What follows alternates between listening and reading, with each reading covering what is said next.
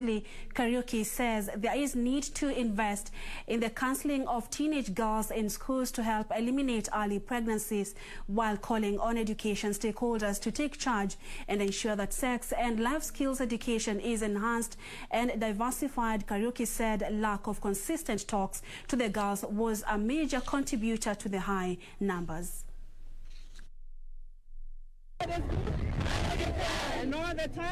Water Cabinet Secretary Sicily Kariuki is calling on parents and guardians to take charge of their children, noting that they are the natural counselors to the children as they grow. It's important for also the community and the relatives, including those that are their guardians, to constantly keep reminding them on the need for them to separate the time horizons. When they're in school, the focus should be in school, and they have to maintain high levels of discipline, even as a way to be able to make choices when they're out of school.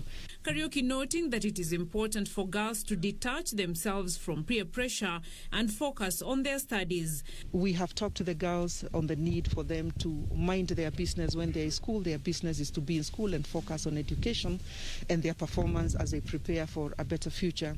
And therefore it is important to separate themselves, I have said to them, between what's happening out there and taking care of themselves and waiting for those things that can wait and putting their focus on their education.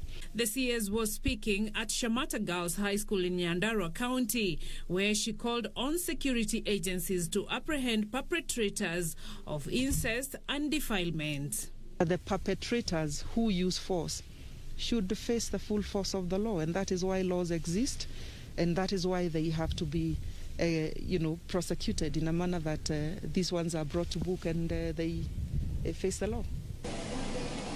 In the meantime, a report by the National Crime Research Center indicates that border riders in the country constitute the bulk of sexual offenders. The report says that 35% of rape and defilement cases are committed by border riders. The report further indicates that 17.2% of female clientele have reported incidents of rape, while another 17.8% have reported defilement. Rights groups are warning that the outbreak of COVID-19 pandemic and the consequent loss of income has exacerbated the situation to critical levels. Young African Women Initiative Executive Director Fidelis Karanja says there is need for the riders to understand the rights and safety of women and girls who, she says, depend on motorbike taxis to move around.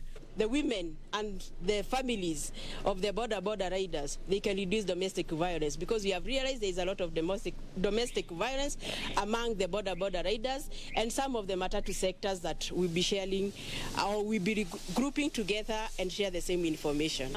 Beatrice Gatonyengetich, Channel 1 News.